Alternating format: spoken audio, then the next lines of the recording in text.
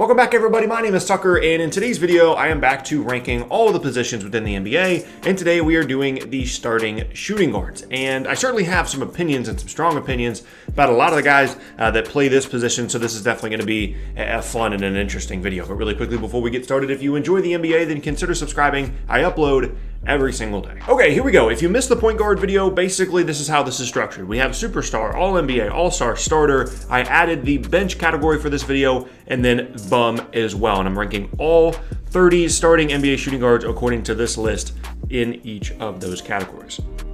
So first up now we have Devin Booker of the Phoenix Suns. And for me, the thing you need to compare here is either all NBA or all-star. And it's tough because some of these guys have made all-NBA teams, but they're not all-NBA caliber anymore. Some of these guys have never made an all-NBA team, but they have all-NBA talent. For me personally, I'm going to go all-star here for Devin Booker. I'm not ready to go all-NBA level for him just yet. I still need to see some winning out of him, and I preferably would like to see him actually make an all-NBA team as well. So I'm going to go all-star there for Devin Booker.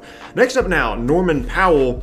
I'm going to go with the starter category for him. I know that his production really increased as we got closer and closer to the league being suspended. The last couple of weeks that the league was actually up and running, but I'm going to go with just a solid starter, a guy that can guard, the guy that can shoot, can play make a little bit better score than a lot of people realize as well. So I'm going to put him in the starter category. Next up now, Josh Richardson is also going to go in the starter category. Someone, again, that can defend, a really good on-ball defender, and has really increased his offensive output over the last few seasons, most specifically in Miami last year. Efficiency continues to be a bit of an issue for him, but a lot of that had to do with the situation in Miami last year, them needing to rely on him a lot for offense. So not a huge deal there for me, but definitely a solid starting caliber shooting guard. Next up now for the Minnesota Timberwolves, we have Malik Beasley. So this is a very updated list. I'm going to put him in the starter category as well, a guy that can score, a guy that can shoot. Still waiting to kind of see what else he's going to be moving forward. Hopefully he gets that opportunity in Minnesota. Next up now, Buddy Hield, who technically has been coming off the bench for the Sacramento Kings, as is going to be the case for a lot of these guys in this list. We're not getting to too many really interesting players at this point.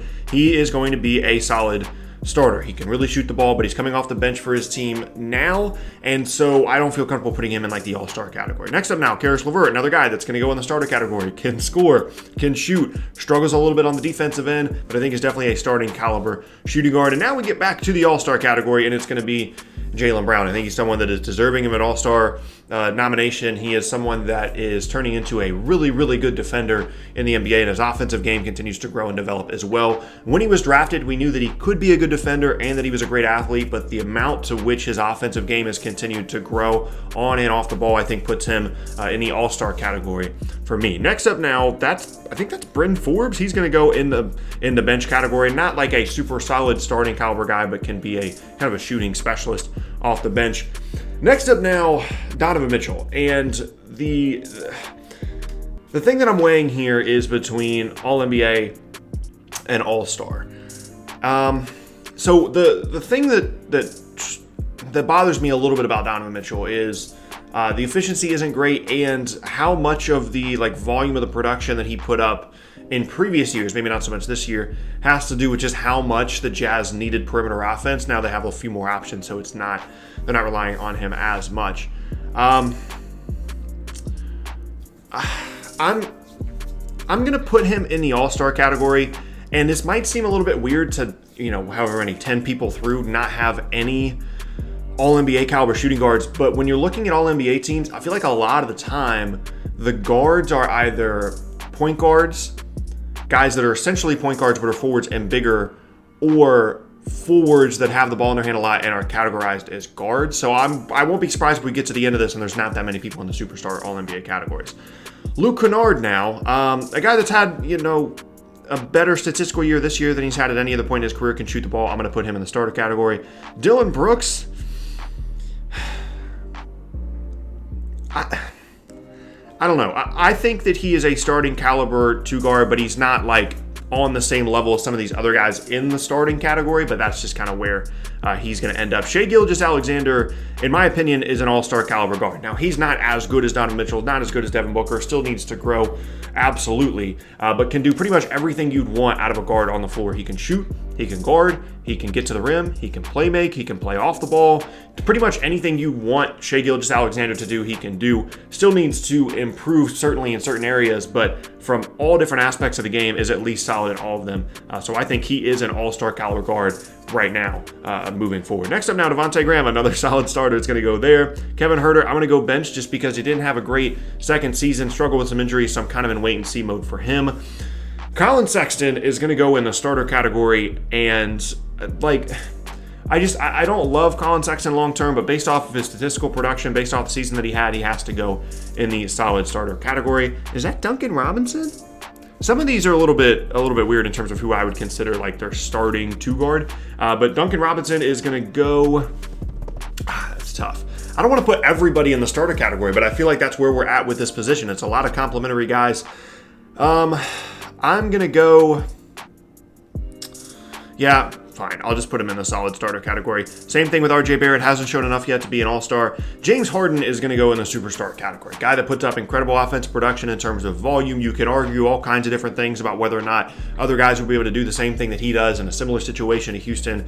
Make that argument if you want to, but I don't think there's any question this guy is a superstar in the NBA, a former MVP. Next up now, Drew Holiday is either going to be an all-star or an all-NBA caliber guy. I'm going to go all-star because I do think that some of the offensive production does dip at times, and even though he can be so good and so versatile defensively, I'd like to see a little bit more out of him on the offensive end, put him in the all-NBA category. Next up now, Wes Matthews. I'm going to put him on the bench. Good player, but not on the same level as some of these other guys in the starter category. Definitely does start some at certain points, but more is a complimentary guy, can shoot off the ball, things like that. It's going to go in the bench category. Next up now, Paul George is going to go all-NBA. I don't fully consider him a superstar on the same level as someone like James Harden just because the level of offensive production isn't quite on that level as James Harden. I don't think Paul George can necessarily carry your offense, but a really good two-way player, can defend, and a really, really good scorer and an all-NBA caliber player for sure. Next up now, Avery Bradley is going to go in the bench category. I considered putting him in the bum category because sometimes he can certainly just completely disappear in a game, but a solid defender, can shoot a little bit as well. Nice little piece there for the Lakers. Next up now, Klay Thompson is going to go in the all-NBA category as well. One of the best shooters in the league, one of the better defenders in the league, certainly at this position, and in my opinion is better than any of the players in that all-star category as well. And next up now is Bradley Beal, and this one is really tough because I don't know whether to put him at all-star or all-NBA, because if he's all-star, he is like the very, very top tier of this group and as close to all-NBA without actually being there as possible.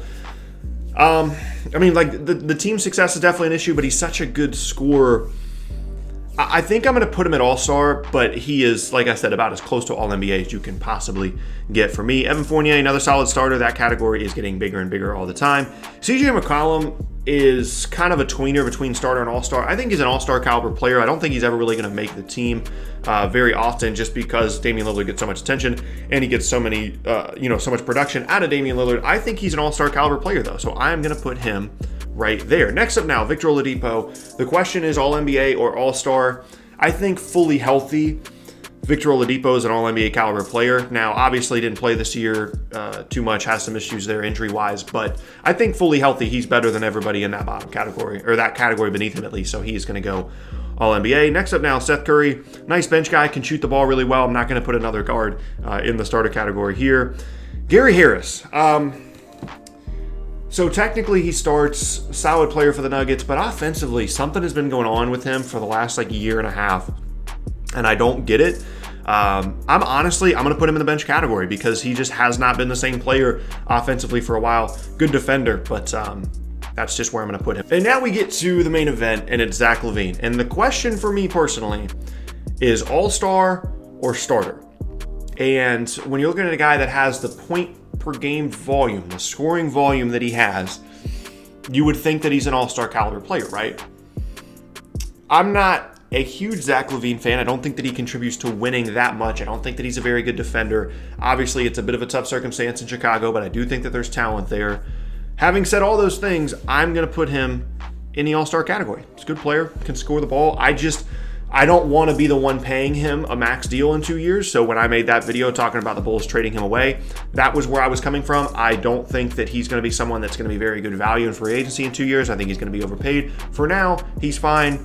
Scores the ball well for you, but I don't think he's going to really help you win a ton of games in the long run. But yeah, there you have it. There you go. That is going to be the end of today's video and the end of my shooting guard rankings. These aren't as interesting as like point guard, small forward, some of the more loaded positions in the league. There's a lot of solid starters. A lot of these guys are just, kind of solid off-ball shooters. And then you've got some of your better players like SGA and Lavine and Beal and Booker, Jaylen Brown, Klay Thompson, Oladipo, Paul George, who I wouldn't really consider a shooting guard, and then James Harden as well. So obviously, let me know down in the comment section below what you guys think about this list. I thank you all very much for watching. Once again, my name is Tucker. If you missed any of my previous videos, then be sure to check out the boxes on screen. Thanks again, and I'll see you all next time.